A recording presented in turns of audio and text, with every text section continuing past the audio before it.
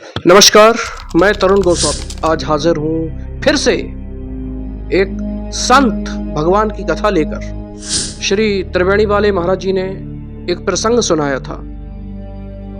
उनके पूर्वज थे गुरु परंपरा के, बड़े अच्छे थे, भजनानंदी संत थे।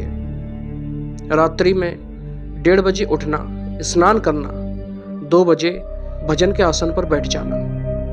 रात्रि में ही वो भजन के आसन पर बैठ जाते थे और उसी आसन पर बैठकर सुबह 6 बजे तक वो भजन करते, यानी कुल मिलाकर 4 घंटे।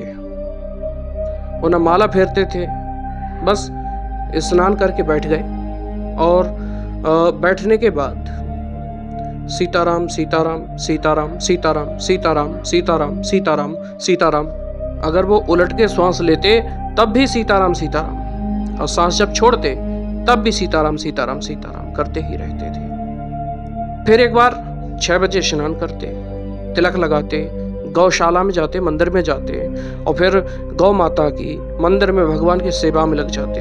फिर श्री गीता का पाठ करते, फिर रामचरितमानस में पाठ करने लगते।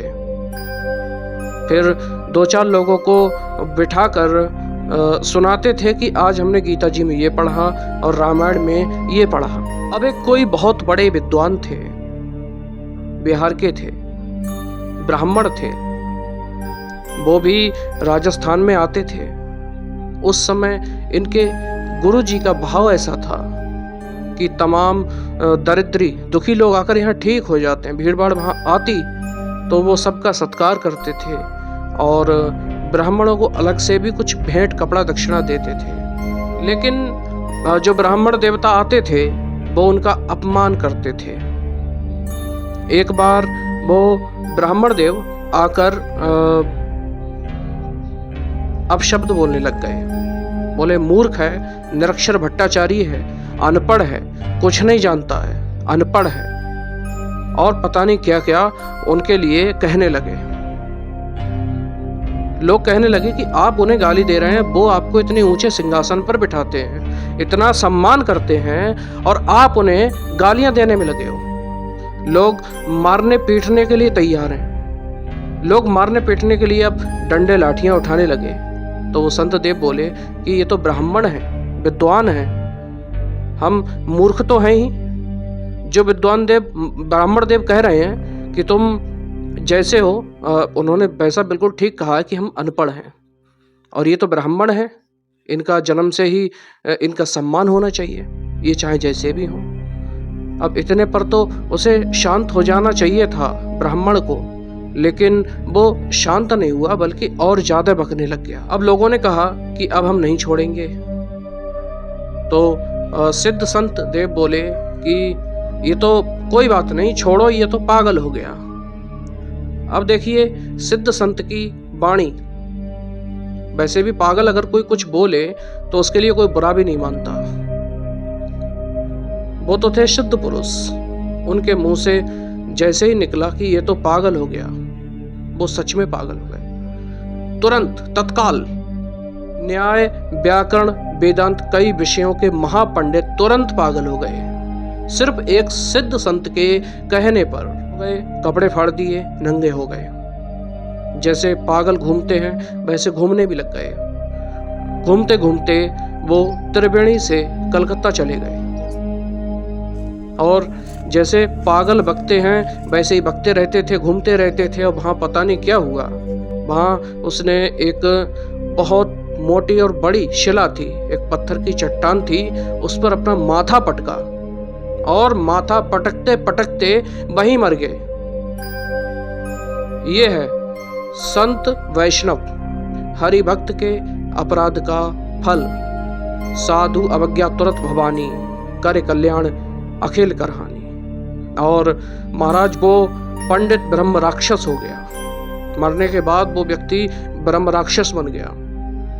और जब वो ब्रह्म राक्षस बना तो ब्रह्म राक्षस उसी समय एक महात्मा, एक अनुष्ठानी महात्मा थे, आज भी जीवित हैं वो, पुजारी श्री महामंडलेश्वर श्री प्रेमदास जी महाराज चित्रकूट में जो रहते हैं, तो वो गलिता गए, अनुष्ठान में थे, वहां ब्रह्म राक्षस उनके पीछे लग जाता है।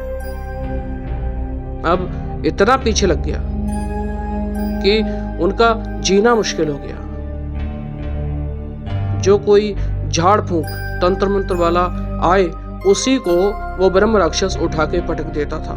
इतना प्रभावशाली ब्रह्म राक्षस, क्योंकि ब्रह्म राक्षस प्रभावशाली ही होते हैं। अंत में ये इतने दुखी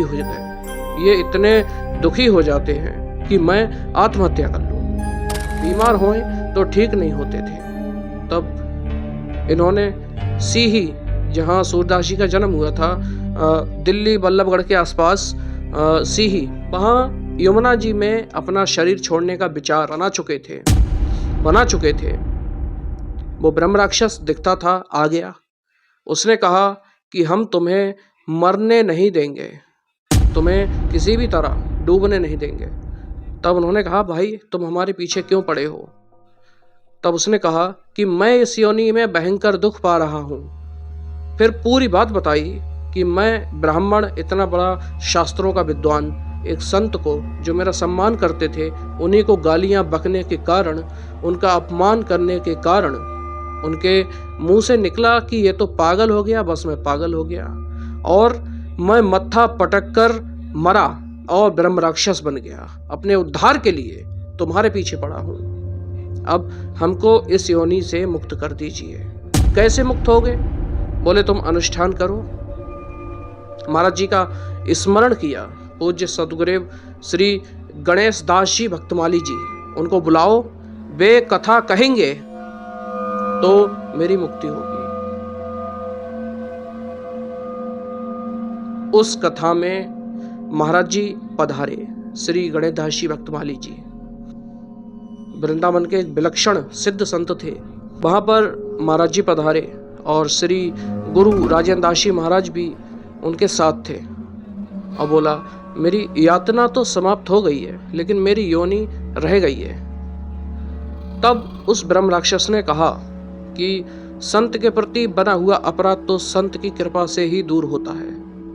जिन संत का अपराध मैंने अपने सर लिया था, उनको गाली दी थी, उनकी चरण पादुका, उनकी समाधि बनी हुई है त्रिवेणी में, उस चरण पादुका का चरण धोकर वो जल हमको पिला दो तो मैं इस योनि से मुक्त हो जाऊंगा। कथा से मेरी योनि का कष्ट दूर हो गया, लेकिन अभी योनि ब्रह्म राक्षस की बनी हुई है।